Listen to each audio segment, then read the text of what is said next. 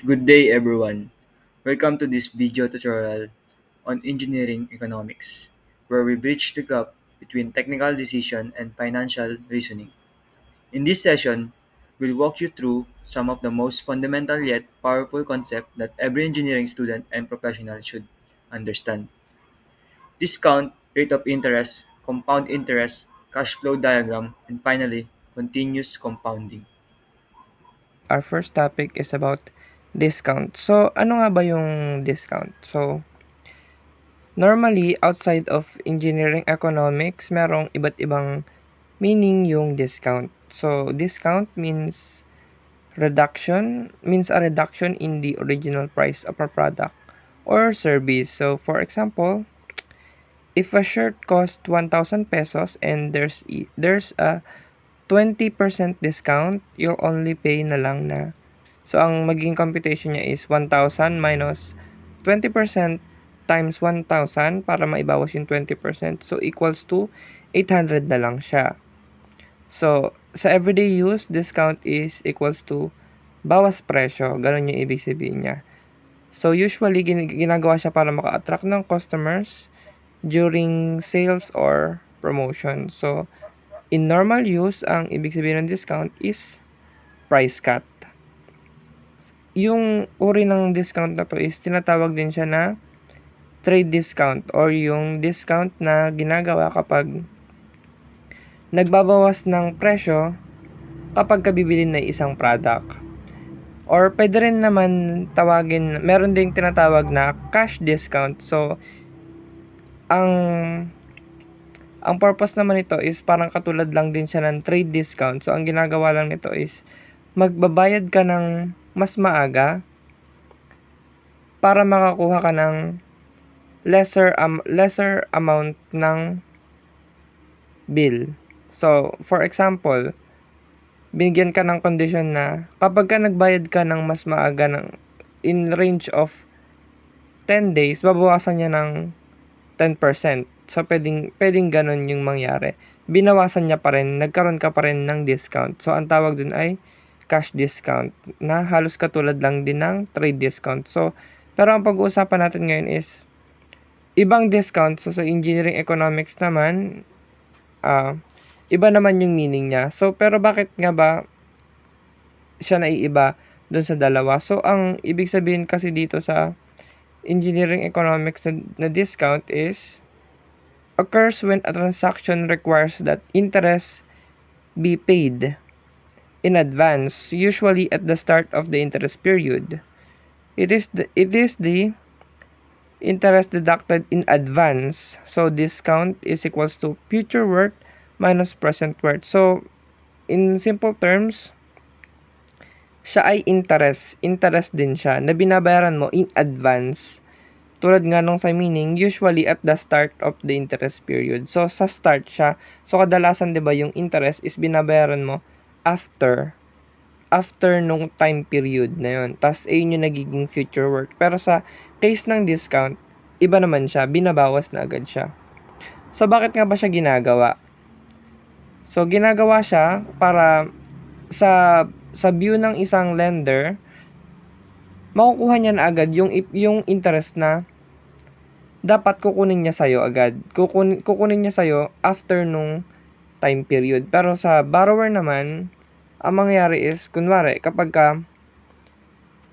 umutang ka ng 5,000 pero yung dapat na babayaran mo sa kanya na interest is 1,000, pwedeng ang ibigay niya lang niya sa'yo is 4,000. Yung interest is kinuha niya na. So, nagkaroon ng discount. So, magbe-benefit ba dito yung borrower? Depende.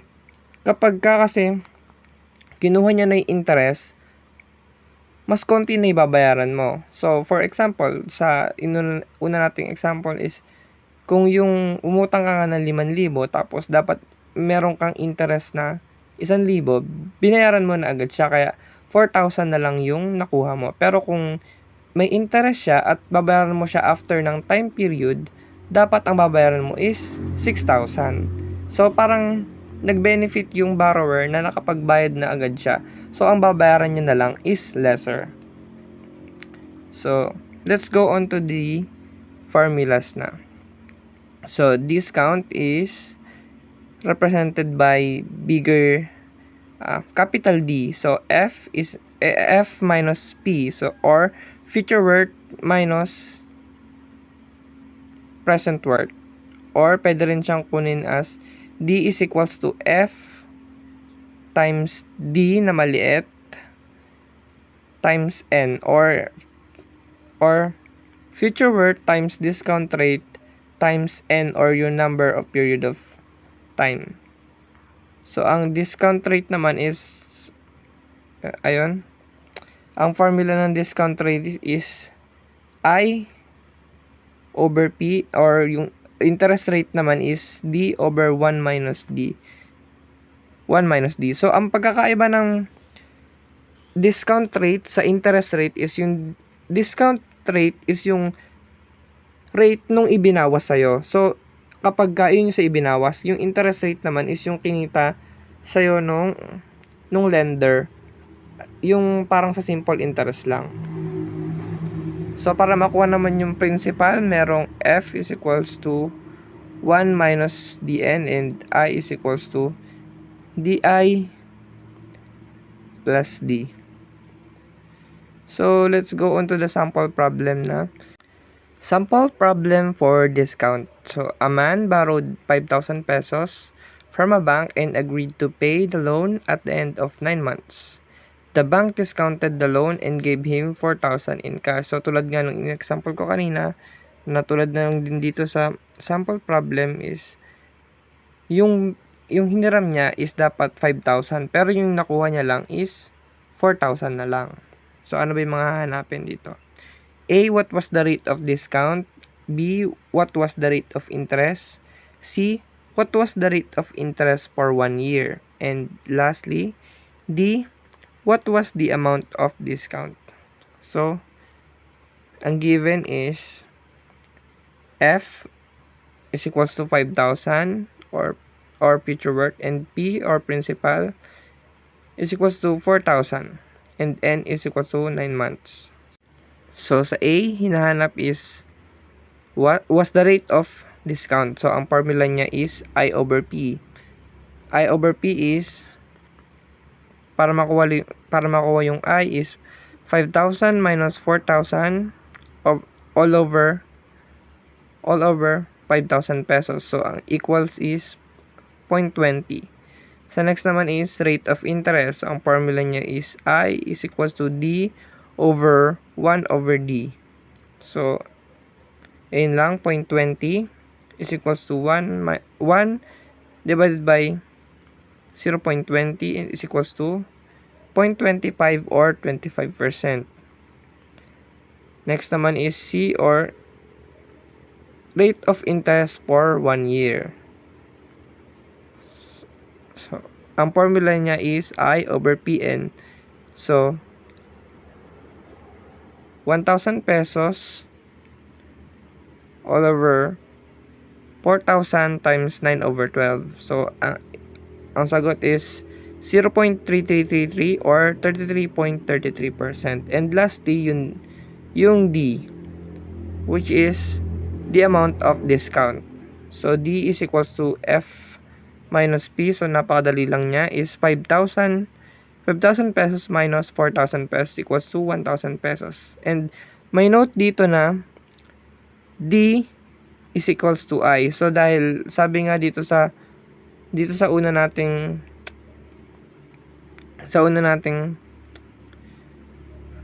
definition na occurs when a transaction requires that interest be paid. So, interest lang din siya. So, ang ibig sabihin lang din talaga ng discount is interest lang din siya na ibinawas lang talaga sa pinakaunang transaction ng interest period.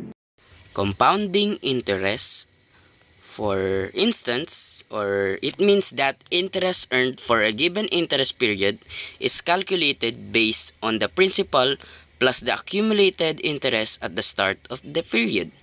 So as you can see below, merong formulas dyan na nakalagay. So kapag ka simple interest, which is F is equal to principal multiplied by 1 plus interest lang. So as you can see, the simple equation for simple interest only. On the other hand, compound interest, makikita natin na f is equal to principal multiplied by 1 plus the interest raised to n, which is yung mga years and time na given. Or kung ilang compounded annually, daily, or kung ano mang maisipang sa given na ating masosolve. So, let's move on to the type of interest rate for compound interest. So as you can see from the pictures or the PPT, that nominal interest rate, the first one is I subscript N. The second one is actual interest rate, simply I. And the third one is effective interest rate, I with subscript E. So as you are familiar with this, we can now go with different types of interest rate for compounding interest. So the first type of interest rate for compound interest is nominal interest. So when we say nominal interest, can be compounded in different ways, including annually, semi-annually, quarterly, monthly, daily, or continuously. The type of compounding affects how much the interest grows over time. For example, the more frequently the compounding occurs, daily versus annually, the greater the total accumulated interest will be. So, kung gaano daw ka-frequent yung compounding occurs, mas malaki yung accumulate na interest na mapupunta sa'yo. So, kapag ka sinabi natin dito, may example sa gilid or sa upper left, makikita nyo na 12% compounded quarterly. 12%. Nominal interest rate yan kapag ganyan. So, yung pinaka-keyword natin is compounded. Pagka narinig nyo compounded, meaning nun, nominal interest rate na agad yun. So, I subscript N is equal to 12%. So, quarterly means M. Kapag nakita nyo M, yun yung mga quarterly, kung anong rate siya, then is equal to 4. So, M is equal to mode of compounding. Kapag ka M, mode of compounding yon. So, 4 na agad. So, di-divide natin dito. I subscript N is equal to mode of compounding, yun yung interest. So, 12% over 4 is equal to 3%. So, kapag ka compounding frequency, makikita natin dito yung mode of compounding niya ay depende kung ano yung nakasulat sa given. So, when we hear the word annually, so yung mode of compounding niya is 1. Kapag ka semi-annually naman, 2 or 2. Pag quarterly naman, 4. Pag monthly naman, 12 since 12 months. So, pag bi-monthly, 6 or 6 months yon. Pag semi-monthly, 24. And weekly is 52, daily is 365, and continuously, infinity. Okay, so next slide. So type of interest rate for compound interest. So ikalawa natin is actual interest. So meaning nito is true interest rate, showing the real yield or cost after factoring in the effects of periodic compounding. So meaning nito is, let's base it on the below. So example, 12% quarterly. So 12% interest. Actual interest rate yon kapag gano'n. Kasi quarterly means quarterly yung mode niya ng compounding. So dito makikita natin sa baba na actual interest rate of an investment rate for any compounding that will give computed compounded annually. So next. The third type of interest rate for compound interest is effective interest. So effective interest is the true annual rate earned or paid after accounting for the effects of compounding. For effective interest naman, or yung I subscript E, is the exact rate of interest earned on the principal during a 1-year period. So kapag sinabi natin effective, yun yung yearly. So 12% yearly ang mangyayari.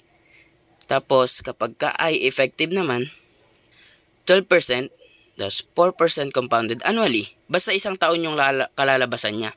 Ayun yung tinatawag natin effective interest. So, next. So, ito yung pinaka-general formula ng compounding interest. So, makikita natin na yung F is equal to principal multiplied by 1 plus yung interest raised to N. So yung n is number of compounding periods. So n is equal to mn. So nalaman naman natin kanina na yung n is time and yung m is compounding periods. So yung pinaka-final formula is f is equal to principal multiplied by 1 plus I subscript n over m raised to mn or t or mn nt. Pwede yan ganun. So let's solve for the problem. Sample problem. So the first one is a teacher wants to invest 30,000 into an account that compounds annually. So annually 1 na agad yun. The interest rate at this bank is 1.8%. How much money will be in the account after 6 years? So after 6 years daw, anong kalalabasan na? So let's go. So let's solve that. So hanapin muna natin yung given. So yung given is merong principal daw siyang 30,000. Tapos may interest rate na binigay. So i-divide natin yun na 1 kasi annually yung nakalagay. Ayun yung M, mode of compounding 1. Tapos yung T or N niya is 6 years. So let's input na dun sa formula na principal times 1 plus interest over M, nominal interest over M raised to MN or NT. Siya din yan. So makikita natin sa slide na compounding interest now is equal to 30,000 multiplied by 1.0018 raised to 1 times 6. So na-substitute na natin lahat mula do sa formula above. So 30,000 now is equal to 1.018 raised to 6. So yung pinaka-final answer ng perang kinita niya or how much money will be in the account after 6 years. So meron siyang 33,389.5 pesos. Kalahin mo nga naman, napakagaling. So sample problem 2 naman tayo agad para makarami. So sample problem 2. An investment earns 3% each year and is compounded monthly. So yun na agad, naalaman mo na agad, compounded monthly. So 6 or 12 pala, 12 months nga pala. Calculate the total value after 6 years from an initial investment of 5,000. Initial investment 5,000. So let's go with the breakdown of given. So yung given is 5,000 principal. Interest is 3%. 3% each year. So magiging 0.03. Tapos meron siyang compounded 12 ay monthly. So 12 yun. Tapos yung N or T niya is equal to 6 years. 6 years daw yung total na makalalabasan. So gamitin natin ulit yung formula na compounding interest is equal to P times 1 plus inch over M raised to N T or MN. Pwede yun. So substitute na natin. So yung P is equal to 5,000. Kita nyo naman doon sa given. So substitute lang natin siya. So yung 1 plus 0.03 over M, which is yung mode of compounding or mode compounded siya. So 12 months yun, di ba? So dito sa kabila naman, so ilang buwan ba siyang kinompound? So 12 daw, 12 months. So itatimes mo siya kung ilang taon. Ayun, so breakdown natin ulit. So 5,000 times 1.3, yung kinalabasan ng 1 plus 0.3 over 12 raised to 72. So pagka kinalculate natin yan is lalabas is compounding interest na makikita niya is 5,984.7423. So ayun yung total value after 6 years mula sa initial investment niya na 5,000.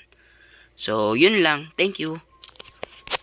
Factors in compound interest. So, ang formula ng F is equals to P multiplied by 1 plus I raised to N. At sa P naman or principal is equals to F is multiplied by 1 plus I raised to negative N. So, sample problem agad tayo. So, meron tayong scenario. Sarah is planning to save money for a small vacation she wants to take in 5 years. She decides to deposit money into a savings account that earns 5% annual interest compounded once per year. So, sa part A, sa future value calculation, so ang question is, if Sarah deposits $1,000 today, how much money will she have in the account after 5 years? So, ang solution niya, so ang formula is F is equals to P multiplied by 1 plus I raised to N. So, P is equals to 1,000, I is equals to 0.5, and N is equals to 5 years. So, ang computation niya ay F is equals to 1,000 multiplied by 1 plus 0.5 raised to 5 raised to 5 positive 5 is equals to 1 to 76.28. So Sarah will have 1 to 76.28 in her account after 5 years. So yun yung future value. So part B naman is yung present value. So ito is yung kinuha lang yung ibang scenario pero parang sa isang problem lang siya. So iniba lang hinahanap naman dito is yung P, pero yung mga values is yun pa din. So, dahil sa ang sagot nga natin kanina is yung future value is 1 to 76.28. Dito, yun yung naging value. At na hinahanap naman is yung P. So, yun. If Sarah's goal is to have 1 to 76.28 in 5 years, how much money does she have to deposit today? So, P is equals to F multiplied by 1 plus I raised to negative N. So, yung mga given is F is equals to 1 to 76.28 future value, I is equals to 0.5 or yung interest rate niya per year, and N is equals to 5. And yung calculation naman is P is equals to 1 to 76.28 multiplied by 1 plus 0.5% raised to negative 5. So, is equals to approximately 1,000. So, hindi siya exactly 1,000, is it 999.99998. So, Sarah needs to deposit $1,000 today to reach her goal of 1 to 76.28 in 5 years. Continuous compounding. Continuous compounding is the mathematical limit that compound interest can reach if it's calculated and reinvested into accounts balance over a theoretically infinite number of periods. Meaning, yung compound interest mo dito is infinite, di na natapos. So, the formula continuous compounding, from the formula ng compound interest, F is equal to P quantity 1 plus I raised to N, where F is future worth, P is principal, I is interest rate, and N is the number of interest period. Then F is equal to P quantity 1 plus INC over M raised to M times N, where M is mode of compounding. And if M is infinity, F is equal to P quantity 1 plus INC over infinity raised to infinity times N. And yung buong 1 plus INC over infinity raised to infinity times N, E raised to INCN din yun. So, palit natin yun, magiging F is equal to P E raised to INC times N. Then yung INC is equal to R. Then the final formula ng continuous compounding, F is equal to P E raised to Rn. Yung E dyan yung exponential, yung sa calcu. So, problem for continuous compounding. A nominal interest of 3% compounded continuously is given on the account. What is the accumulated amount of 10,000 pesos after 10 years? Kung natin gawin, list down muna natin yung mga given values.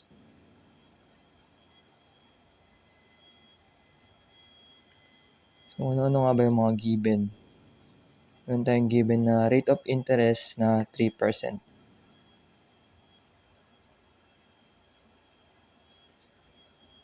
Meron din tayo given na principal amount na 10,000. And lastly, given na 10 years, which is the N.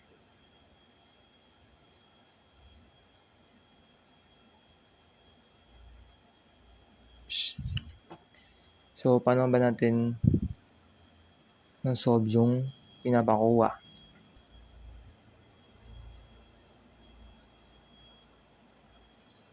Using the formula ng continuous compounding, F is equal to P E raised to Rn.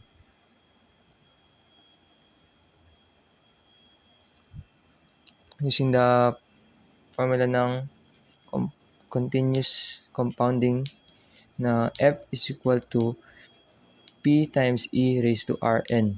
So, meron tayong P, meron tayong R, meron tayong N. So, direct substitution lang. P na 10,000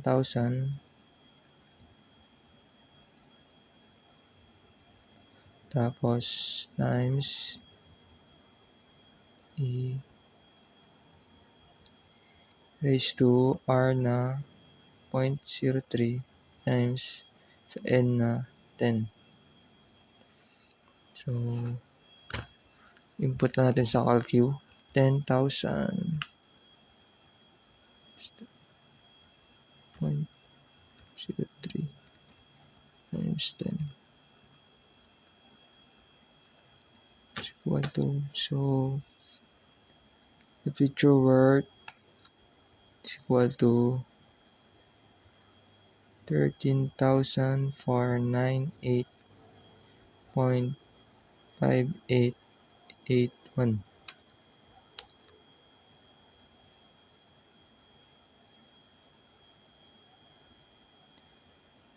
So, the final answer is F is equal to 13,498.5881 pesos. Next is cash flow diagram. Cash flow diagram is a graphical representation of cash flows on a time scale. It is analogous to the free body diagram for engineering mechanics problems. So, yung cash flow diagram, isa lang tong graph where meron tayong mga cash na withdraw and meron ding cash na deposit in a certain time period. Sa cash flow diagram, meron tayong upward arrow, which means to ay positive cash flow or cash inflow. Meron ding downward na arrow, which is the negative cash flow or cash outflow. So, yung general formula ng cash flow diagram, amount, quantity, 1 plus I raised to positive negative n. Let's solve a problem about cash flow diagram. A man bought a lot worth 1 million pesos if paid in cash. On the installment basis, he paid a down payment of 200,000 pesos, 300,000 pesos at the end of 1 year, 400,000 pesos at the end of 3 years, and a final payment at the end of 5 years. What was the final payment if interest was 20%? So, una ang gawin natin is plot yung cash flow diagram. Sabi sa problem, a man bought a lot worth 1 million. So, ito, cash. Then, plot natin yung 1 million sa cash flow diagram. 1 million kapag cash ang pinili niya.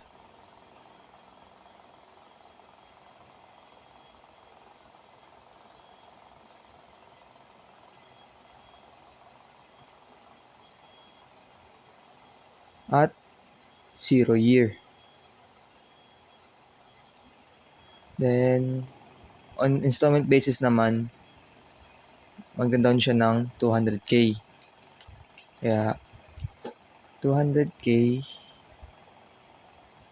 down payment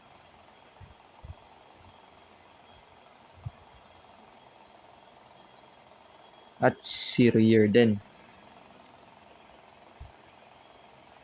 So 300K pesos at the end of 1 year.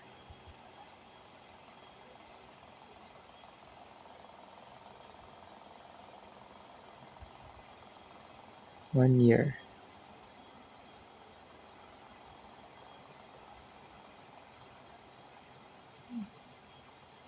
Babayad siya ng 300,000. Then 400,000 naman at the end of 3 years. 2, 3.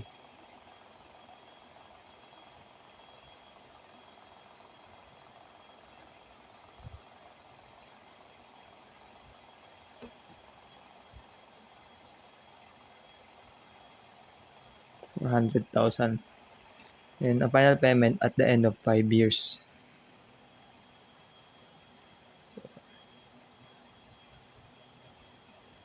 Five.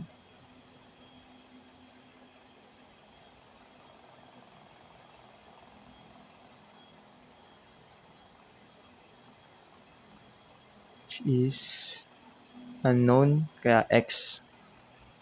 So what was the final payment if interest was 20%? So may given tayo na interest na 20% 2.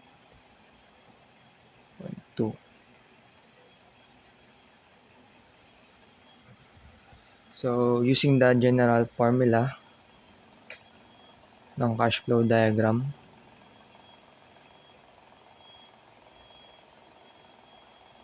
summation ng lahat ng cash upward is equal to summation ng lahat ng cash onward. So sa cash na pataas, meron tayong 1 million. Is equal to, meron din tayong, sa cash na baba naman, merong 200K pesos plus 400 pesos. Since hindi na siya sa focal point,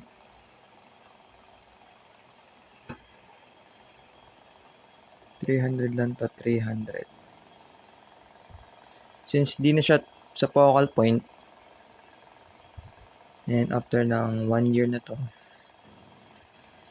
meron na siyang 1 plus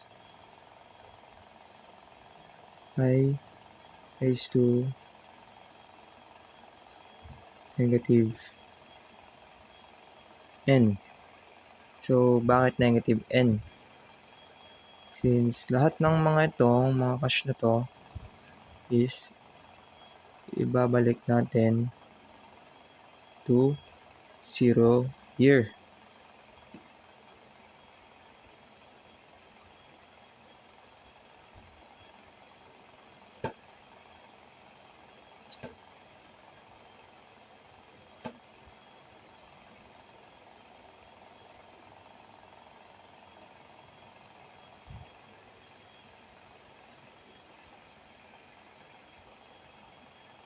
Lahat ng mga binayad niya, ibabalik sa focal point, which is 0 year. So, but itong dalawa, walang 1 plus I raised to n kasi at 0 year siya at focal point.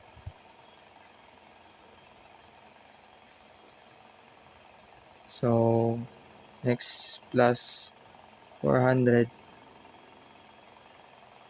pesos times 1 plus I raised to negative n plus x times 1 plus I to negative n.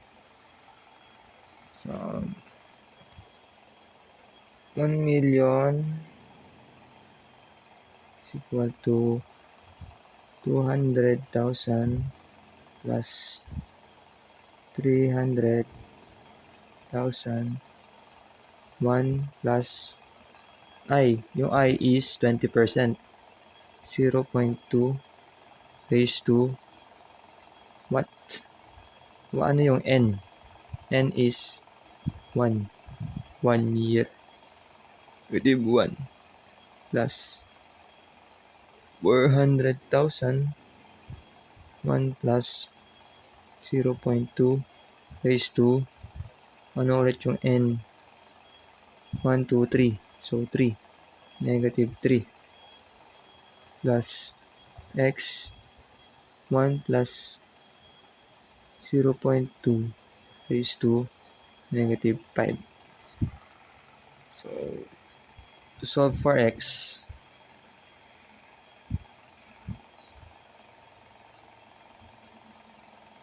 compute muna natin yung mga walang X. So, ito, lipat natin sa kabila.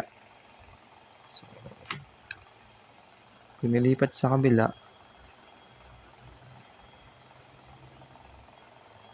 1,000,000 minus 200K minus 300K times 1 times 1 plus 0.2 raised to 1 minus 400K times 1 plus 0.2 raised to 3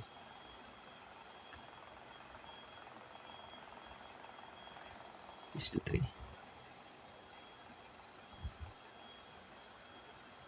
Negative pala. Raised to negative 1 raised to negative 3 equal. So,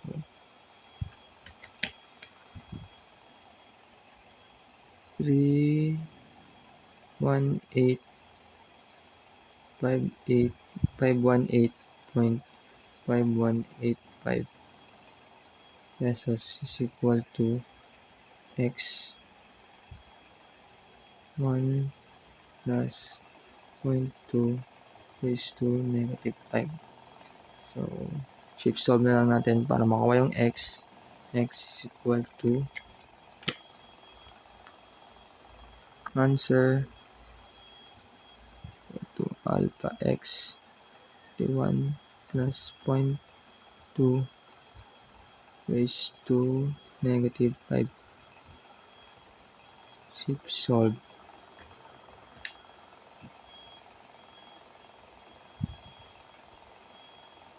So, X is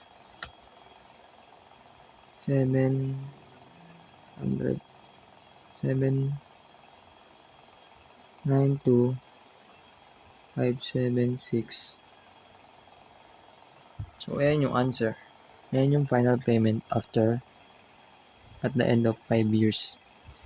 792,576.